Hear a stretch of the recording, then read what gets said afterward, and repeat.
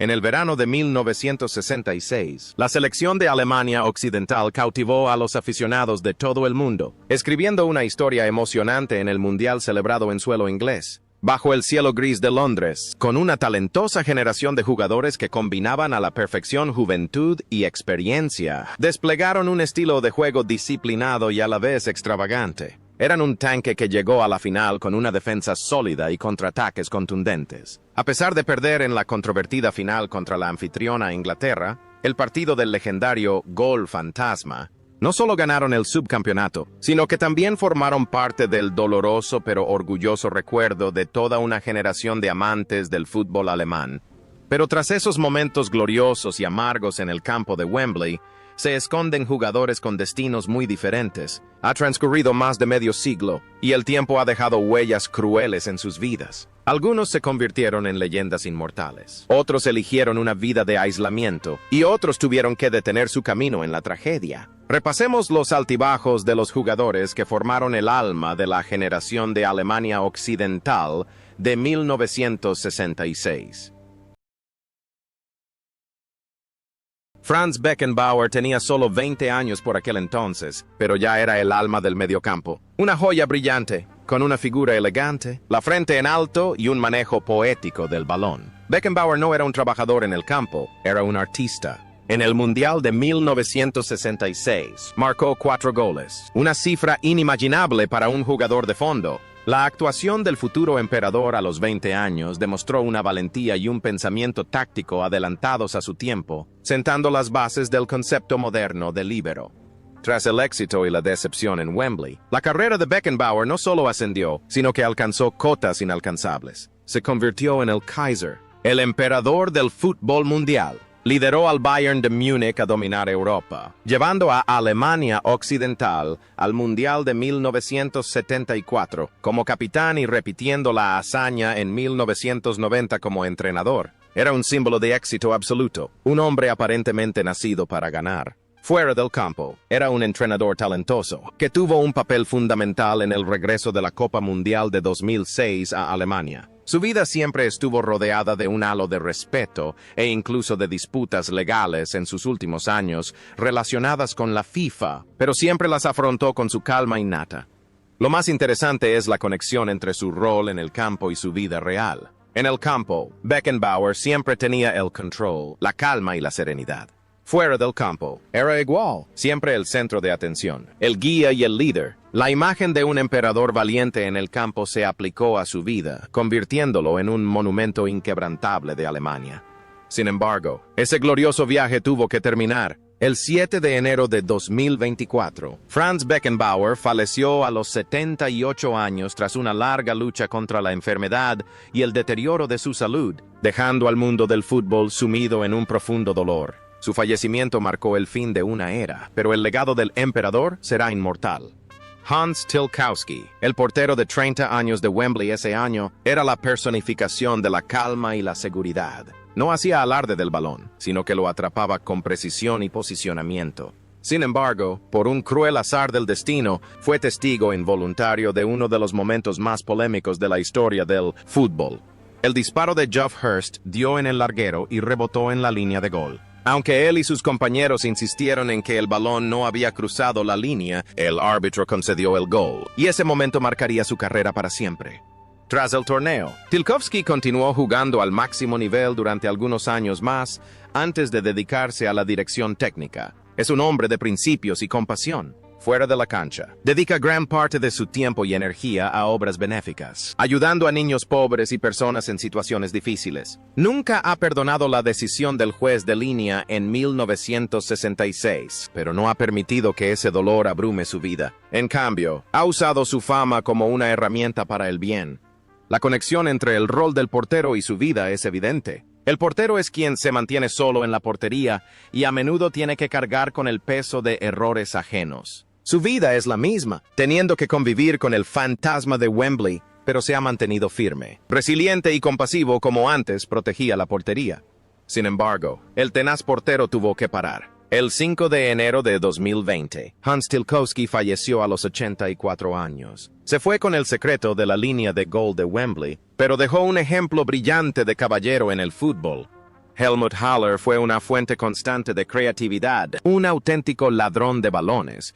Tuvo el balón en sus manos durante décadas. A sus 26 años, Haller jugaba con estilo y habilidad latinos. Marcó el primer gol de la final en Wembley y fue el máximo goleador de Alemania Occidental en el torneo con 6 goles. Haller aportó espontaneidad, un soplo de aire fresco a la férrea disciplina de los alemanes. Tras el Mundial de 1966, la carrera de Haller continuó prosperando en Italia, donde se le considera uno de los mejores jugadores extranjeros de la historia de la Serie A, jugando para el Bologna y la Juventus. Fue una auténtica estrella, disfrutando de una vida glamurosa, muy solicitado por la prensa y con una vida vibrante. Sin embargo, tras los focos, su vida personal estuvo llena de turbulencias, con matrimonios rotos y problemas de salud. No obstante, siempre mantuvo una sonrisa optimista y una pasión ardiente por el fútbol, participando regularmente en actividades comunitarias en su ciudad natal, Augsburgo. La imagen de Haller, tanto dentro como fuera del campo, parecía fundirse en una sola, la de un artista romántico, talentoso, pero también atormentado. Vivía plenamente el presente, ya fuera un remate en el campo o las alegrías de la vida cotidiana. Pero todo lo bueno tiene un final. El 11 de octubre de 2012, Helmut Haller falleció a los 73 años tras una larga batalla contra la demencia y el Parkinson. Falleció. Pero la imagen del rubio centrocampista con el balón en la final de 1966 será para siempre un hermoso símbolo del fútbol alemán.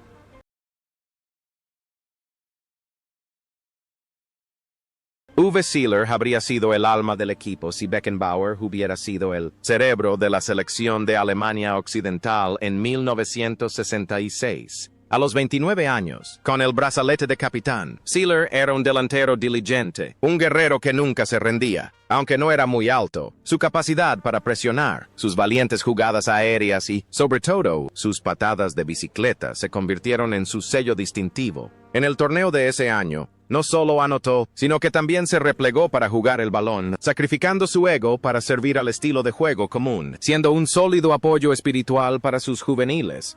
La carrera de Uns Uwe, nuestro Uwe, es una canción de amor y lealtad. En una época en la que el fútbol empezaba a estar teñido de dinero, rechazó una oferta millonaria del Inter de Milán para quedarse de por vida en el Hamburger SV Pinkt. No poseía una enorme colección de títulos como Beckenbauer, pero tenía algo más preciado: el amor incondicional de la afición. Tras retirarse, se convirtió en un exitoso hombre de negocios gracias a su prestigio y llegó a ser presidente del club hamburgués. Su vida personal transcurrió en paz con su esposa Ilka, un matrimonio feliz que duró más de 60 años, alejado de sonoros escándalos. Los paralelismos entre la personalidad de Seeler dentro y fuera del campo son asombrosos. En el campo, es trabajador, honesto y dedicado. Fuera de él, es un símbolo de humildad y lealtad. Representa a una generación de alemanes que trabajaron arduamente para reconstruir su país después de la guerra, modestos pero orgullosos. Sin embargo, el gran capitán finalmente tuvo que descansar. El 21 de julio de 2022, Uwe Seeler falleció en paz en su casa a los 85 años. Se fue, llevándose consigo la imagen de una leyenda popular que enseñó al mundo del fútbol que la lealtad a veces es más brillante que las copas de oro.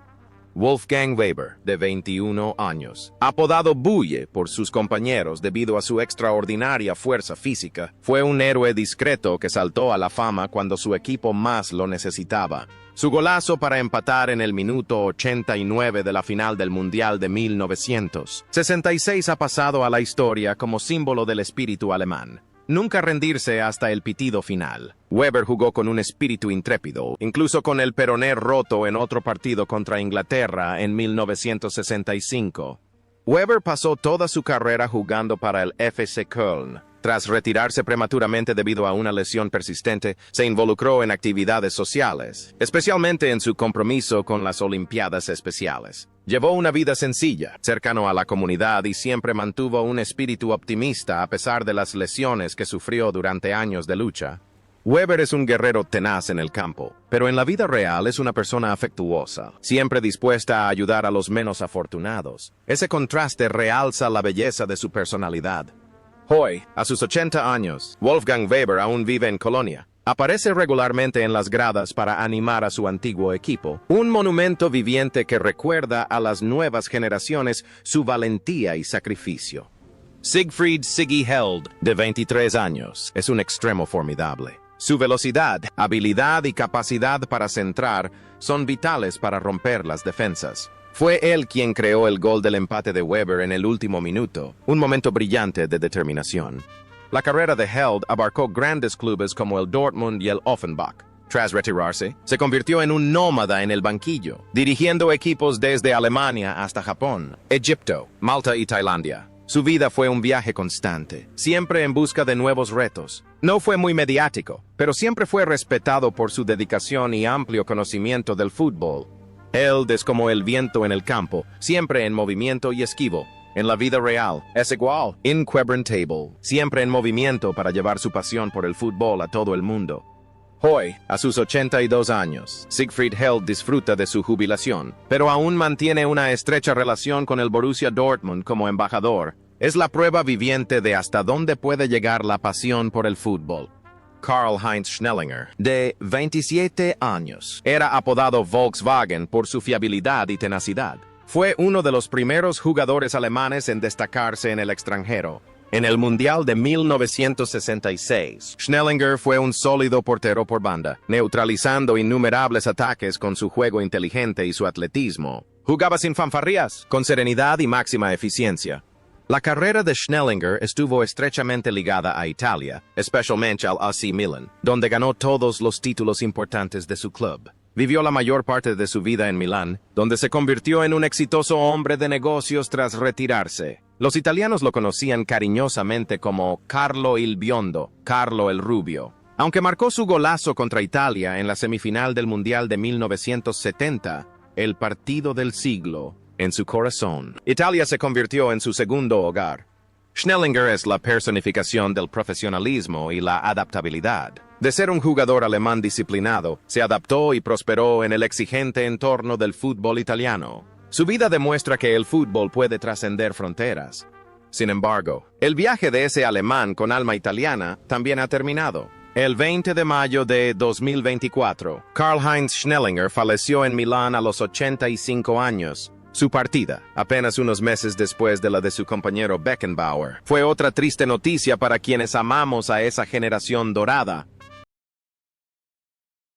Wolfgang Overath, un joven de 22 años con una zurda excepcional, fue el cerebro del estilo de juego de Alemania Occidental. Junto con Beckenbauer, creó una imponente dupla en el mediocampo. Overath poseía una aguda visión táctica, pases largos precisos y precisos por la línea, con precisión milimétrica, y la capacidad de controlar magistralmente el ritmo del partido. En el Mundial de 1966, jugó los 6 partidos, pasando el balón incansablemente y manteniendo siempre el tanque alemán en perfecto estado de funcionamiento.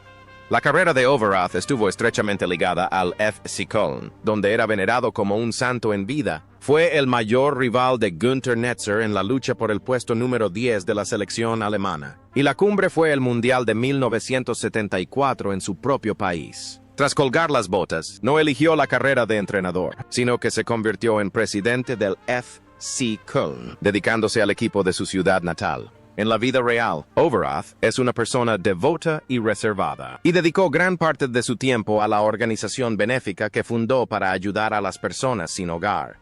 Hay un contraste interesante. En la cancha, Overath es un director poderoso, al frente de una orquesta, pero fuera de ella, elige una vida humilde, contribuyendo discretamente y evitando el ruido mediático. Ese es el carácter de un hombre de experiencia, que entiende que el verdadero valor de la vida reside en dar. Hoy, a sus 81 años, Wolfgang Overath vive una vida tranquila con su familia. Aunque su cabello se ha vuelto gris, sus ojos aún brillan de orgullo cada vez que habla de 1966 o 1974. Es uno de los pocos testigos vivos que sigue inspirando una era romántica y heroica del fútbol. Horst Dieter Hüttges, de 22 años, era apodado Eisenfuß, piernas de hierro. Su nombre lo decía todo. Era duro, inflexible y el terror de cualquier delantero. En el Mundial de 1966, era un pilar en defensa, dispuesto a hacer el trabajo más sucio para proteger la portería. Hüttges fue una leyenda del Werder Bremen. Tras retirarse, se ganó la vida con éxito en el sector de la ropa deportiva, pero sus últimos años estuvieron envueltos en la oscuridad de la demencia. Fue una amarga tragedia para un hombre con una memoria táctica aguda y una voluntad de hierro en el campo. Pasó sus últimos días en una residencia de ancianos, donde los recuerdos de partidos gloriosos se fueron desvaneciendo poco a poco. Su carrera fue una imagen de fuerza e indomabilidad, pero su vida mostró la fragilidad de la vida humana ante la ley del nacimiento, la vejez, la enfermedad y la muerte. La pierna de hierro en el campo de fútbol no pudo finalmente vencer la enfermedad de la vejez. El 22 de junio de 2023, Horst Dieter Hüttges falleció a la edad de 79 años. Su fallecimiento dejó a los fanáticos del Bremen y a la selección nacional alemana de luto, poniendo fin al viaje de uno de los defensores más duros de la historia. Lothar Emma Emmerich, de 24 años, era famoso por su potente zurda y sus potentes disparos desde ángulos cerrados. Su gol estrella contra España en la fase de grupos de 1966, un disparo desde un ángulo imposible, se convirtió en su seña de identidad. Emmerich era un jugador instintivo y apasionado que siempre prendía fuego al partido. Tras el Mundial, continuó siendo un goleador prolífico en la Bundesliga y luego se trasladó a Bélgica y Austria. Tras retirarse, trabajó como inspector en una cervecería y mantuvo un estilo de vida libre y alegre. Era apreciado por su personalidad directa y sincera como hijo del Ruhr. En la cancha, Emmerich siempre brillaba con sus potentes patadas. Fuera de ella, vivía su vida con la misma prisa y entusiasmo. Pero, por desgracia, ese fuego se extinguió demasiado pronto. El viaje de Emma tuvo un final trágico y abrupto. El 13 de agosto de 2003, Lothar Emmerich falleció de cáncer de pulmón a los 61 años. Fue uno de los primeros en abandonar la generación dorada de 1966, dejando un enorme vacío y arrepentimiento por un talento natural. Willi Schulz era el portero más fiable justo delante del portero Tilkowski. Sin la vistosidad de Beckenbauer, Schulz jugaba con una serenidad asombrosa y una capacidad para interpretar las situaciones con naturalidad. Era un central clásico, potente en el juego aéreo, decisivo en las entradas, pero con pocas faltas graves. En el Mundial de 1966, fue el líder de la defensa, creando un sólido muro que ayudó a Alemania Occidental a avanzar a la final. Su solidez fue la plataforma de lanzamiento para el ataque de Beckenbauer.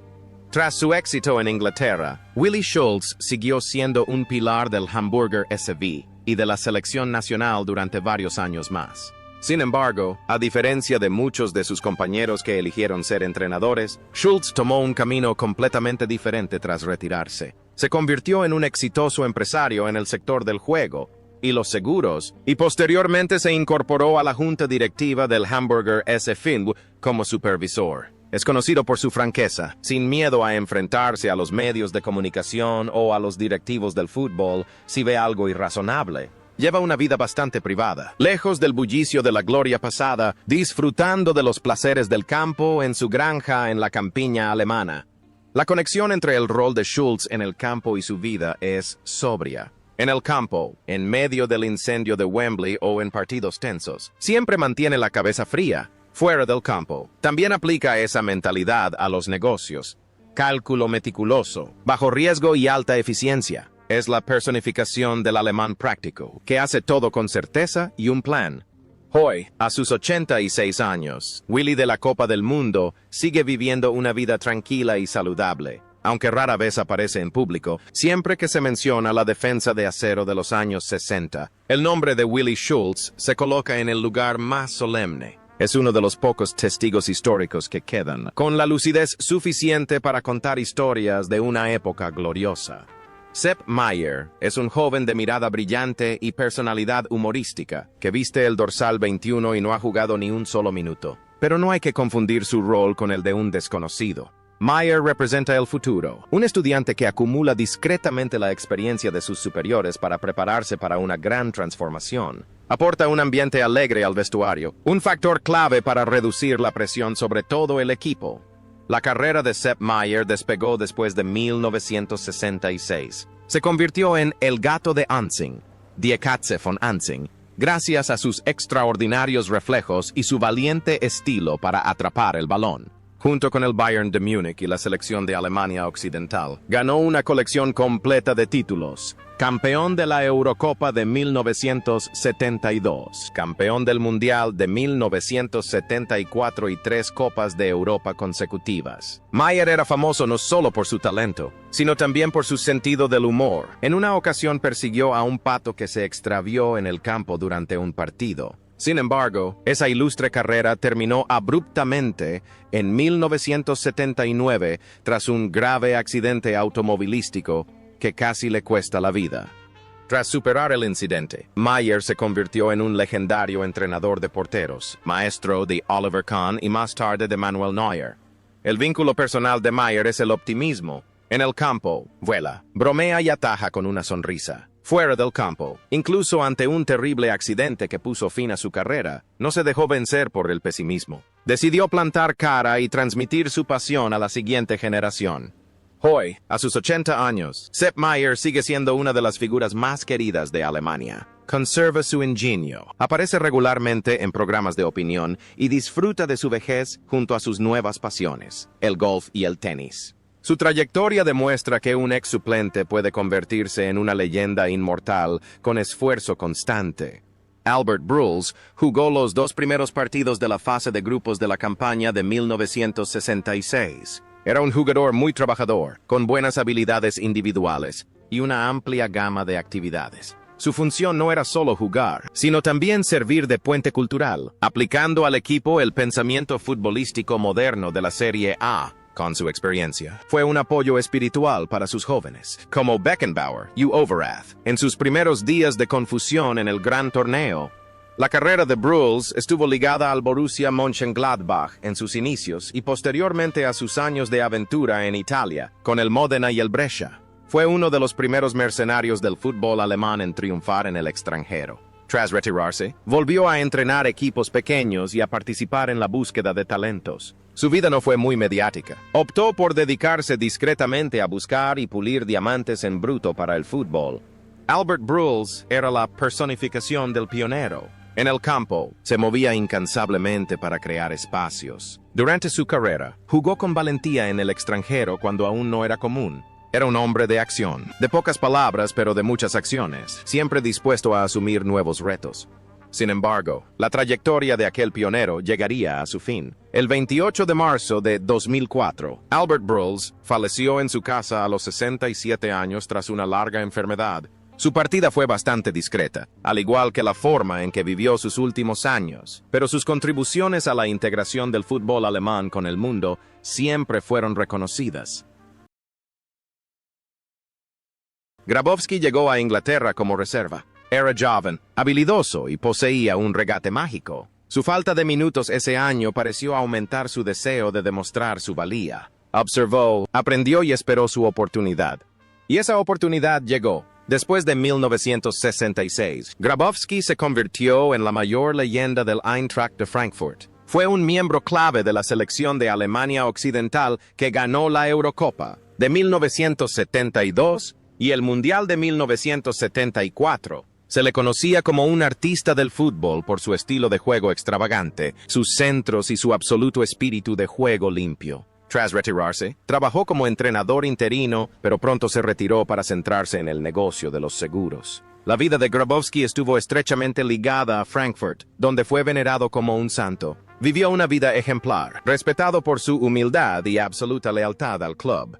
La similitud entre Grabowski dentro y fuera del campo es la elegancia. Juega con maestría, respeta a los rivales y a los árbitros. Fuera del campo, es un caballero. Siempre amable y moderado, demuestra que en el fútbol se puede ganar y mantener la dignidad.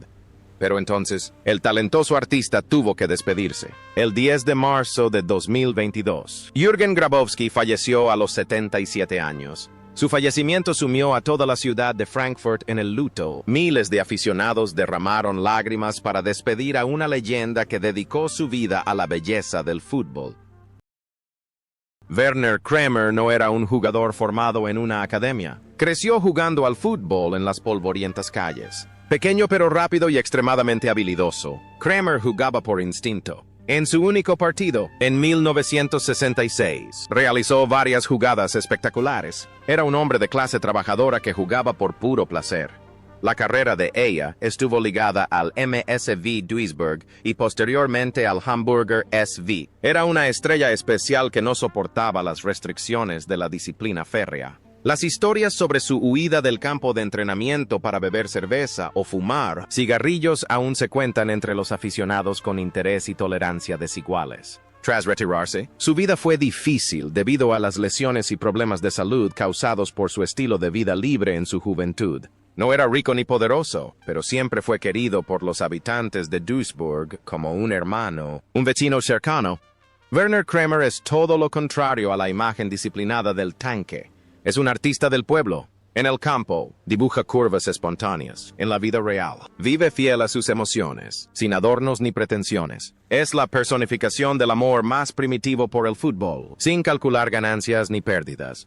Sin embargo, esa vida despreocupada también llegó a su fin. El 12 de febrero de 2010, Werner Eya Kremer falleció a los 70 años tras muchos años de salud deteriorada. Ya no estaba, pero las anécdotas sobre el pequeño jugador de pies mágicos aún perduran en las anécdotas de los aficionados al fútbol de la región del Ruhr.